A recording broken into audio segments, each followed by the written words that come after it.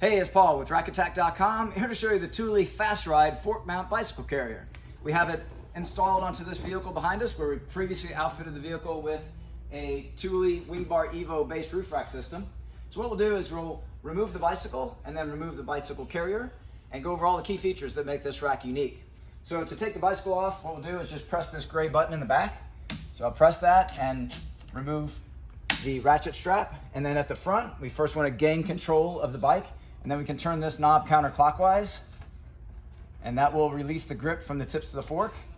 To take the bike off, you want to lift straight up first and then lean it your way, do a pivot so that you bring the bicycle down between, with your body between the bike and the vehicle. Okay, so let's just keep that set aside for a moment. Now, moving back to the carrier itself, let's take this carrier off. To do so, we just have a flip lever at the front, a flip lever at the back. On the Wingbar Evo, we have these two swing away end caps. And now we'll just go ahead and slide the rack off of the bars. So it's as easy as that to take this rack off of the vehicle. Now over here on the bench, let's go over some of the construction aspects of this rack. So for starters, you have an extruded aluminum tray which has a durable powder coat finish. At the front, you have your head unit. These two sections are disassembled when you pull it out of the box. To assemble those, it's very simple. You just have two fasteners that join the two sections together, and it comes with a tool to do that as well. And in the instructions, it shows you how to set this up for whether you put it on the passenger or the driver's side. Very simple process. Now, as we move back, you have the rear bar attachment assembly, which slides back and forth. That allows you to connect it to a wide range of different crossbar spacings. You also have your rear wheel cradle, which slides back and forth.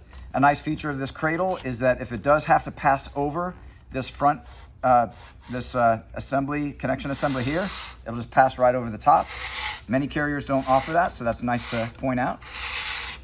Okay, and then at the very end of the rack here, you've got an integrated cable lock. Let me go ahead and pull that out so you can see how your cable lock is housed in the end of the tray. This is designed to wrap around the frame of the bike and then form a loop and lock to itself. Now, lock cylinders are sold separately, so you can buy these in packs. And so these cylinders will replace the plastic plugs that come in the end of this, for this cable lock, as well as in another part of the rack, which I'll show you. So I'm going to tuck that back in. It just slides right back into place. Okay, and then back up at the front of the rack, you have this lever here, and as you can see, you have a cap, and again, that cap can be replaced with another one of your lock cylinders. So you'll have your bicycle locked to the rack, and the rack locked to the roof rack. And of course, you have the option to lock your roof rack to the vehicle. And it is possible to have all those locks key matched if planned in advance. Okay, so over here we have some other hardware. So the hardware that we're using for this particular install on the Wingbar Evo is using these rectangle headed bolts. So one on the back and one on the front, and that's what's required to hold this rack to the Wingbar Evo. Now down below here, we have the alternative mounting, which is meant for other bars. The Thule square bars would be the fit for that. Now there may be other fits from Thule for their bars. Be sure to just check the Thule fit guide to confirm fits on other Thule bars. Okay, so let's go ahead and take this back to the vehicle. We'll reinstall it so you can see that process. So basically what we did in reverse. So what we're going to do is flip this lever and guide that rectangular bolt into the track.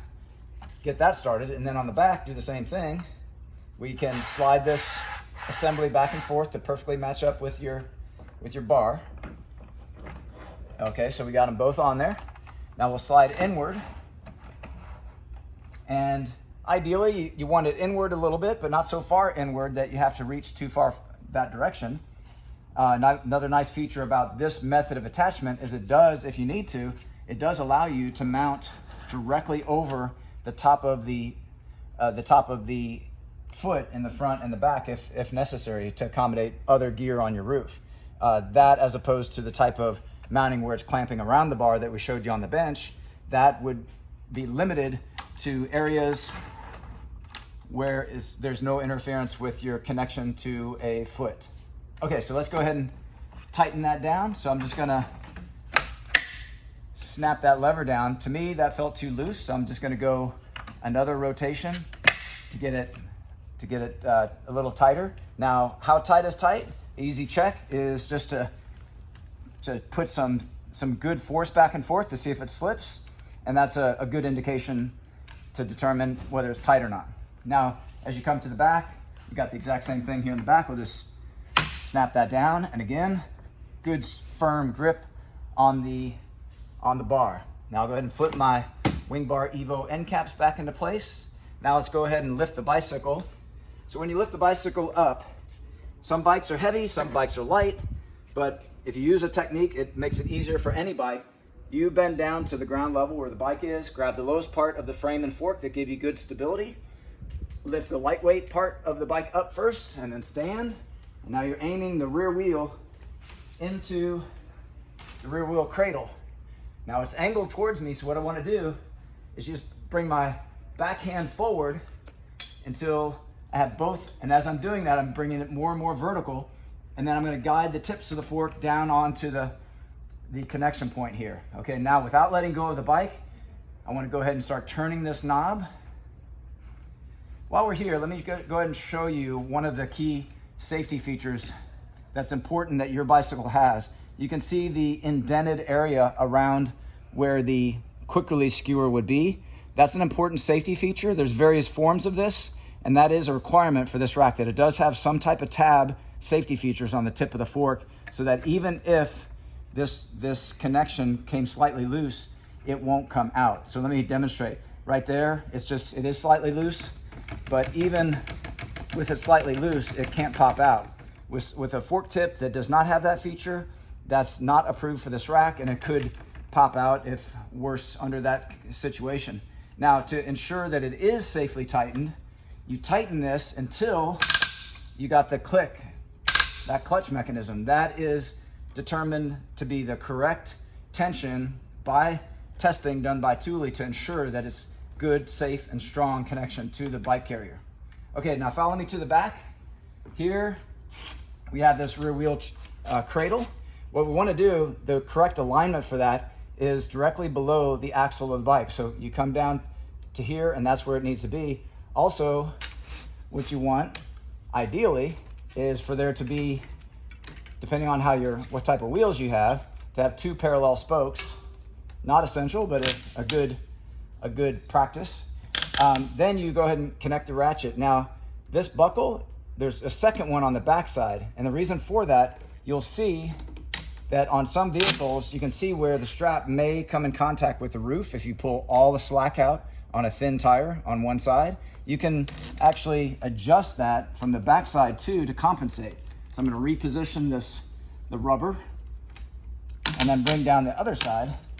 So now we've equalized the length of the strap to where there's no contact with the roof. Okay, well, those are all the key features of the Thule Fast Ride fork mount bicycle carrier. This product and the full line of Thule products are available at rackoutfitters.com. Please see the link in the video description for complete details and all of your buying options. And thanks for watching.